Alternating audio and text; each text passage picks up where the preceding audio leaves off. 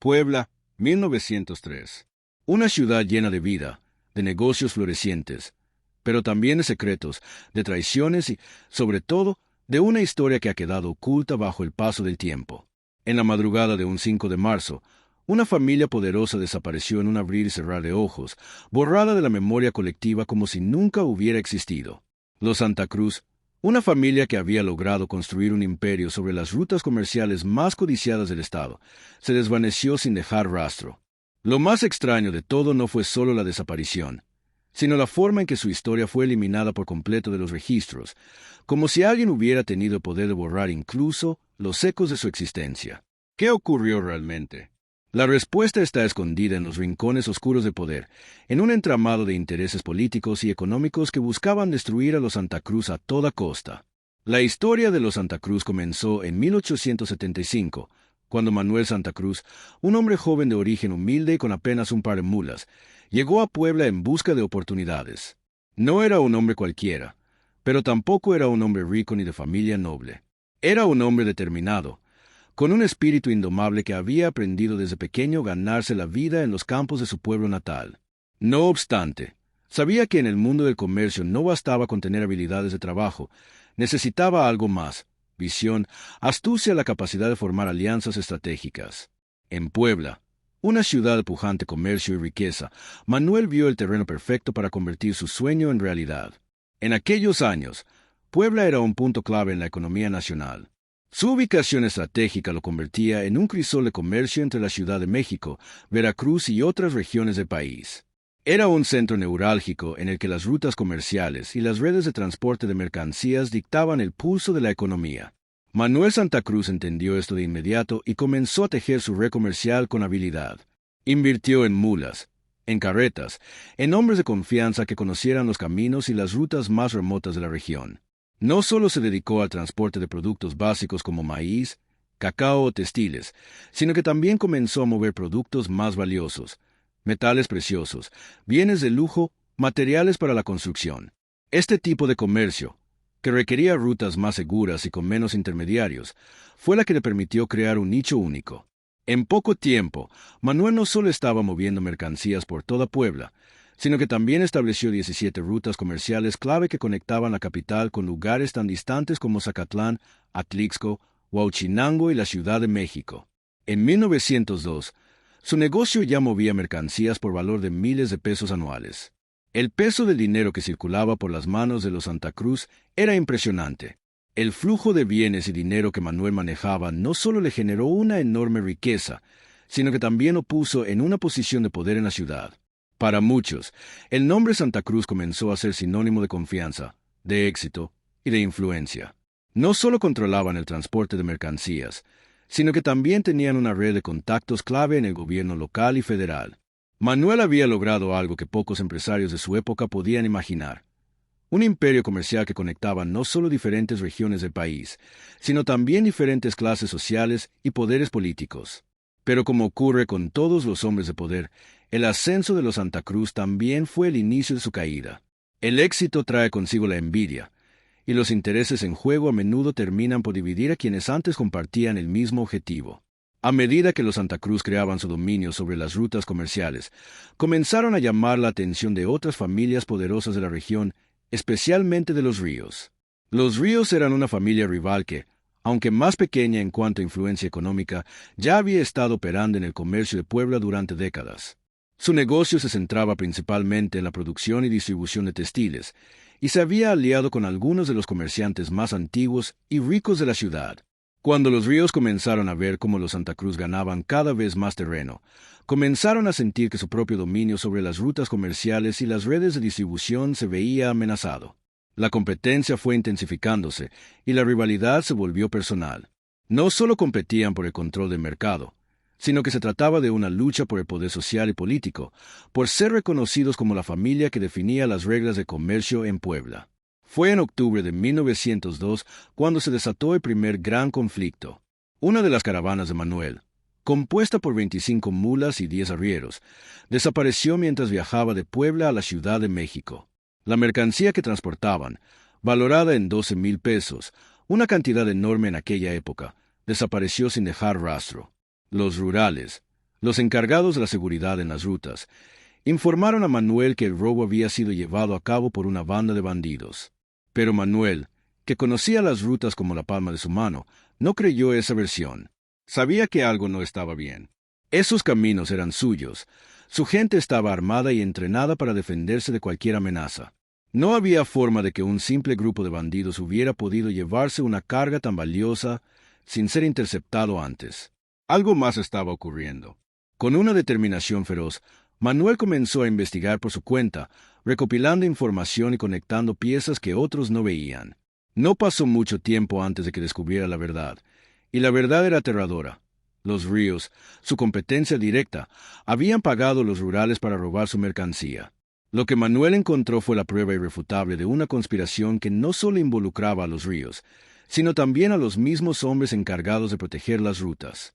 Gracias a una serie de contactos dentro del sistema de los rurales, Manuel pudo obtener los nombres, fechas y cantidades pagadas para organizar el robo. Incluso descubrió que el capitán de los rurales, Luis Mendoza, había recibido 1,500 pesos por parte de los Ríos. La mercancía robada había terminado en las bodegas de los Ríos, en el mismo pueblo donde los Santa Cruz tenían parte de sus operaciones. Con esta información, Manuel se sintió obligado a confrontar a los Ríos directamente. Ya no podía dejar que el deshonor se adueñara de su nombre ni que la competencia ilícita ganara terreno. Decidió que era hora de exponer a los Ríos ante el gobernador, algo que cambiaría su destino para siempre. Sabía que la única forma de recuperar lo que había perdido era a través de la justicia, aunque también sabía que esta era una justicia que no siempre era imparcial, sobre todo cuando estaba en juego tanto poder. El 25 de febrero de 1903, Manuel Santa Cruz, completamente decidido a hacer justicia, se presentó a la oficina de los Ríos con un paquete de documentos que demostraban su culpabilidad. Había reunido pruebas irrefutables: los pagos a los rurales, las fechas exactas, los nombres de los implicados. Los Ríos no podían seguir escondiéndose detrás de su fachada de respetabilidad. Esa tarde, Manuel sabía que su confrontación sería decisiva. En su corazón no solo había indignación, sino una sensación de que estaba a punto de cambiar el curso de la historia, aunque fuera en su propio beneficio. Testigos del evento aseguran que la confrontación fue brutal. Manuel, enfurecido, no se detuvo en palabras suaves. Gritó a los Ríos que los expondría ante el gobernador y que no descansaría hasta que todo el pueblo supiera la verdad sobre cómo habían orquestado el robo de su mercancía. La furia de Manuel, su grito de justicia, resonó en cada rincón de la oficina, y los Ríos, por su parte, intentaron desmentir, tratar de neutralizar la situación. Pero había algo en la manera en que Manuel sostenía esos documentos que los dejó fríos. Ellos sabían que no podían salir de allí sin que la verdad saliera a la luz. En ese instante, Manuel lanzó la amenaza más fuerte que pudo hacer en ese momento. Si no actúo con justicia, haré que esto llegue a la prensa. El mundo entero sabrá lo que han hecho. Esa misma tarde, antes de que el sol se pusiera, Manuel envió un telegrama urgente a la Ciudad de México solicitando una audiencia con las autoridades más altas del país. Sabía que si el gobierno lo respaldaba, podría desbaratar el poder de los Ríos y restablecer la justicia. Pero ese telegrama nunca llegó a su destino. Nunca hubo respuesta, y esa misma tarde, la oscuridad comenzó a caer sobre los Santa Cruz de una manera mucho más profunda de lo que ellos jamás habrían imaginado. La madrugada del 5 de marzo de 1903 comenzó de manera tranquila, como cualquier otra, en la casa de los Santa Cruz. Manuel, su esposa Beatriz y sus 3 hijos, José, Clara y Esteban, estaban sentados alrededor de la mesa, disfrutando de una cena familiar. Beatriz, embarazada de 5 meses, había preparado uno de los platos más tradicionales y amados de Puebla, el mole poblano. La familia reía y conversaba sobre los planes para expandir el negocio, soñando con nuevos horizontes y futuros prósperos. José, el hijo mayor, de 24 años, hablaba sobre nuevas rutas que podía abrir hacia el norte del país, mientras que Clara, su hermana de 20 años, sugería nuevas formas de diversificar la mercancía que transportaban. Esteban, el más joven, de 17 años, se sentía emocionado por la idea de viajar más lejos, de expandir aún más el alcance de su familia. Era una noche en la que parecía que todo iba bien. Todo era normal. Sin embargo, esa aparente tranquilidad fue interrumpida a las 2 de la madrugada, cuando los vecinos comenzaron a escuchar un sonido que no era común a esa hora: el retumbar de los cascos de caballos, muchos caballos, que avanzaban con prisa. Los caballos galopaban tan rápido que el sonido de sus pezuñas golpeando el suelo parecía multiplicarse por el eco en las calles vacías. Después de unos minutos de intenso ruido, todo quedó en un profundo y absoluto silencio. Los vecinos, asustados pero aún no alertas, no sabían qué pensar, aunque algo en el aire les decía que lo que acababa de ocurrir no era algo ordinario. A la mañana siguiente, cuando los primeros rayos de sol comenzaron a iluminar la ciudad, los empleados de Manuel llegaron a la casa. Lo que encontraron fue un cuadro desconcertante. La casa estaba vacía, las puertas abiertas de par en par, como si alguien hubiera salido apresuradamente. La mesa del comedor aún estaba puesta con los platos de comida intactos. No había señales de lucha ni violencia, no había rastro de sangre. Las camas de la familia estaban revueltas, como si alguien las hubiera abandonado en un abrir y cerrar de ojos. El desorden de la casa parecía contar la historia de una huida precipitada, pero no había huellas que explicaran el porqué. Los empleados comenzaron a buscar frenéticamente, llamando en voz alta, tocando todas las puertas, pero no encontraron ni a Manuel ni a su familia. Algo grave había sucedido, y ellos sabían que no podían quedarse callados. Desesperados, los empleados acudieron rápidamente al ayuntamiento, donde el secretario municipal, un hombre llamado Eduardo Díaz, los recibió. Pero lo que ocurrió a continuación fue tan desconcertante como el silencio de esa mañana. Eduardo Díaz, sin mostrar mucho interés en el asunto, anotó la desaparición en su registro y dijo: «Investigaremos». Esas palabras, aunque llenas de formalidad, no fueron acompañadas de acción alguna. El ayuntamiento no hizo más que registrar la desaparición, sin mover un dedo para investigar o buscar pistas. Como si ya estuvieran acostumbrados a este tipo de situaciones, simplemente dejaron que el tiempo se encargara de borrar la huella de la familia Santa Cruz. En los días que siguieron, los cambios en la ciudad fueron aún más extraños. Los registros comerciales de Manuel Santa Cruz, que se encontraban cuidadosamente guardados en los archivos municipales, desaparecieron sin dejar rastro. Los contratos que Manuel tenía con el gobierno, documentos que establecían acuerdos formales y contratos importantes, fueron anulados sin explicaciones. Los empleados de la familia fueron despedidos sin pago alguno, sin explicación. En menos de 2 semanas, la familia Santa Cruz fue eliminada completamente de la memoria colectiva de Puebla. Los negocios que antes pertenecían a los Santa Cruz fueron absorbidos por otras familias. La red de rutas comerciales que Manuel había construido con tanto esfuerzo, que conectaba Puebla con la Ciudad de México y otras regiones, fue tomada por los Ríos, su competencia directa. La familia Barrera, que había sido aliada de los Santa Cruz durante años, no movió un dedo para defender el legado de la familia que había trabajado para ellos. En lugar de buscar justicia o apoyo para la familia Santa Cruz, se apartaron, probablemente temerosos de las repercusiones que pudieran seguir. No se escuchó ni una palabra de solidaridad, ni un intento de investigar lo sucedido.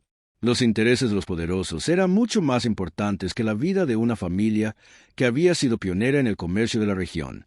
Lo más sorprendente, sin embargo, fue el absoluto silencio que se hizo en la ciudad. Nadie, ni en el gobierno ni entre los comerciantes, parecía mostrar el menor interés en lo que había ocurrido. Era como si la familia Santa Cruz nunca hubiera existido. En los mercados, en las cantinas y entre los habitantes más ancianos de la ciudad comenzó a circular un rumor que se hizo más fuerte con cada día que pasaba. Los Santa Cruz sabían demasiado. Alguien pagó bien por su silencio. La gente comenzaba a hablar a media voz, con miedo de ser escuchada, temerosa de las consecuencias. Se mencionaron extrañas luces en el cementerio de San Sebastián, luces que aparecían a altas horas de la noche.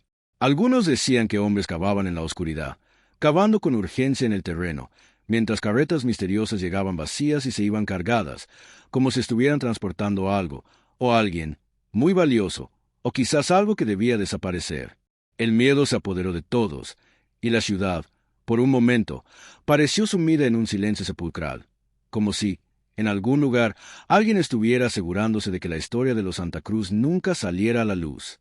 Pasaron 37 largos años antes de que alguien tuviera el valor de destapar la verdad oculta tras la desaparición de los Santa Cruz. En 1940, la ciudad de Puebla vivía una transformación acelerada. La modernización ya era una realidad palpable. Nuevos edificios comenzaron a surgir por doquier. Las calles se pavimentaban y las viejas estructuras, que durante siglos habían sido el alma de la ciudad, fueron demolidas para dar paso a la nueva era. Entre estas viejas estructuras se encontraba el cementerio de San Sebastián, un lugar que había sido testigo de generaciones de vida y muerte, de historias y secretos que nunca llegaron a la superficie. Pero en ese mismo lugar, donde antes descansaban los restos de miles de personas, algo estaba a punto de ser descubierto, algo que cambiaría la historia de Puebla para siempre. Durante la construcción de un nuevo edificio, las máquinas comenzaron a excavar los cimientos. Ricardo Morales, un albañil experimentado que había trabajado en Puebla durante más de 25 años, estaba a cargo de la obra. Aquel día, mientras sus hombres excavaban, la pala de Ricardo golpeó algo inusual, algo duro que no era roca ni tierra compactada. Al principio pensó que podría ser una piedra grande, algo normal en las excavaciones, pero al acercarse con más atención, se dio cuenta de que lo que había encontrado era mucho más sombrío. No era una piedra, era un cráneo humano. Y lo peor, al examinarlo, vio que la parte posterior del cráneo tenía una herida de bala, lo que significaba que esa persona no había muerto por causas naturales, sino por un acto violento. El descubrimiento, aunque impactante, no se detuvo ahí. Al continuar con las excavaciones, Ricardo y sus compañeros encontraron más restos humanos, más huesos, todos enterrados de manera desordenada, sin ningún respeto. No había ataúdes, ni ropa que cubriera a las víctimas, ni algún tipo de identificación. La escena era aún más perturbadora cuando, entre los restos, apareció un anillo de oro con las iniciales MS grabadas en él, un hallazgo que dejó a Ricardo temblando de miedo. Junto al anillo, había un medallón, con la fotografía de una familia elegante de principios del siglo XX. En la parte posterior del medallón, había una inscripción que decía, Familia Santa Cruz, 1903. El corazón de Ricardo dio un vuelco. Sabía quiénes eran los Santa Cruz. Había oído historias sobre su desaparición, pero nunca imaginó que el destino lo había llevado a descubrir la verdad de manera tan macabra. Ricardo, alarmado por el hallazgo, inmediatamente dio aviso a las autoridades locales. Las autoridades llegaron rápidamente al lugar, y el procurador municipal, Roberto Mendoza, fue el primero en presentarse. Sin embargo, el procurador no era un hombre cualquiera.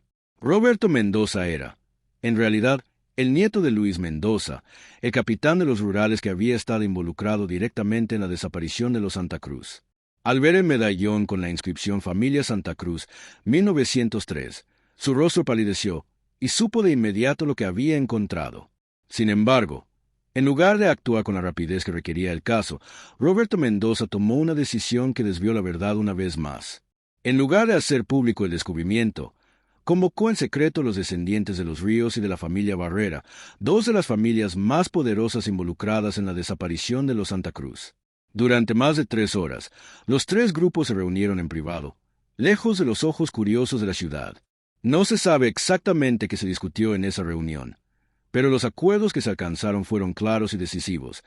Los cuerpos de los Santa Cruz y las demás víctimas serían enterrados nuevamente en secreto, sin autopsia, sin investigación oficial y sin que la gente supiera la verdad. La construcción del edificio continuaría y el caso quedaría cerrado de manera definitiva. Nadie hablaría de los Santa Cruz, y la memoria de lo ocurrido se desvanecería una vez más en el olvido. Ricardo Morales, aunque parte del acuerdo, no pudo borrar de su mente la imagen de los restos humanos que había encontrado. Durante 40 años guardó el anillo y el medallón en una caja de metal, que enterró en su patio, como un testimonio oculto de la injusticia que había presenciado. A pesar de que el miedo lo acosaba, siempre sintió que alguien debía conocer la verdad algún día. El peso de ese secreto lo acompañó durante toda su vida, hasta que, en 1980, ya viejo y enfermo, decidió finalmente hablar. Se acercó a un periódico local, El Sol de Puebla, y les mostró todo lo que había encontrado: los restos, los documentos, el medallón y el anillo. La historia fue publicada con todos los detalles, pero, como si el destino hubiera conspirado una vez más contra la verdad, 3 días después, la oficina del periódico fue incendiada. Las pruebas se perdieron en las llamas, y la historia se desvaneció junto con el fuego que arrasó los archivos. Ricardo Morales, devastado por la pérdida de su testimonio, murió poco después de un infarto. Sin embargo, su familia, aunque afectada por la tragedia, guardó la caja con los restos de la historia en secreto. Durante años, los objetos fueron ocultados, hasta que, en 2005, la historia finalmente salió a la luz gracias a los trabajos de la Comisión de la Verdad. Investigadores que revisaban casos antiguos de desapariciones forzadas durante la época de Porfiriato se toparon con los hallazgos de Ricardo y la historia de la familia Santa Cruz. Los archivos que habían sido sellados durante décadas fueron reabiertos, y, por primera vez, el gobierno de Puebla no pudo esconder la verdad. La Comisión de la Verdad desenterró los documentos, los testimonios y las pruebas se confirmaban que la familia Santa Cruz había sido eliminada por órdenes de poderosas familias locales, quienes temían perder su influencia económica y política. Además, se descubrió que el capitán Luis Mendoza había dejado una confesión antes de morir en 1938, en la que detallaba cómo él y sus hombres habían ejecutado la orden de eliminar a los Santa Cruz y borrar su existencia. La comisión también realizó excavaciones en el lugar donde Ricardo había encontrado los restos. Los análisis forenses confirmaron que los huesos encontrados coincidían con las víctimas mencionadas en los informes originales, y los fragmentos de tela y botones de la ropa de época coincidían con la descripción de la vestimenta que los Santa Cruz usaban en 1903. En el año 2008, el gobierno de Puebla finalmente reconoció oficialmente que los Santa Cruz fueron víctimas de un crimen de Estado. El gobierno pidió perdón públicamente y ofreció una compensación simbólica a los descendientes de la familia que pudieron ser localizados. Los restos de la familia Santa Cruz fueron enterrados con honores en el Panteón Francés de Puebla, un lugar de reposo digno para una familia que había sido arrancada de la memoria colectiva de la ciudad. En una ceremonia solemne, el gobernador leyó en voz alta los nombres de las víctimas: Manuel Santa Cruz, Beatriz Santa Cruz, José Santa Cruz, Clara Santa Cruz y Esteban Santa Cruz. Finalmente, la ciudad de Puebla pudo, al menos en parte, restituir la dignidad que le había sido arrebatada a esta familia. Sin embargo, la historia no terminó allí. En 2010, mientras una empresa constructora renovaba lo que había sido la casa de los Santa Cruz, encontraron una caja de hierro enterrada en el patio de la propiedad. Dentro de la caja había 10,000 pesos en monedas de oro, exactamente la cantidad que Manuel Santa Cruz había mencionado antes de su muerte. Junto a las monedas, también encontraron un cuaderno escrito por Manuel Santa Cruz, fechado el 4 de marzo de 1903, un día antes de su masacre. El cuaderno contenía una lista detallada de sobornos, nombres de funcionarios corruptos y todas las operaciones ilegales en las que había estado involucrado. Manuel había dejado una especie de seguro de vida por si algo le sucedía. La última entrada del cuaderno decía simplemente: si algo me pasa, busquen a los Ríos. Ellos saben por qué. El cuaderno y las monedas de oro ahora están exhibidos en el Museo de la Revolución en Puebla, en una exposición llamada Los Desaparecidos de Porfiriato, que ha sido visitada por miles de personas, atraídas por la historia de una familia cuyo destino estuvo marcado por la traición y la violencia. La Casa de los Santa Cruz, convertida en un hotel boutique, ofrece habitaciones que alguna vez fueron suyas. Aunque la historia de la familia ya es conocida por todos en Puebla, el hotel nunca menciona su oscuro pasado en su publicidad. La ciudad ha aprendido a vivir con su historia, pero sigue siendo un recordatorio de las sombras que se esconden detrás del brillo de la modernidad.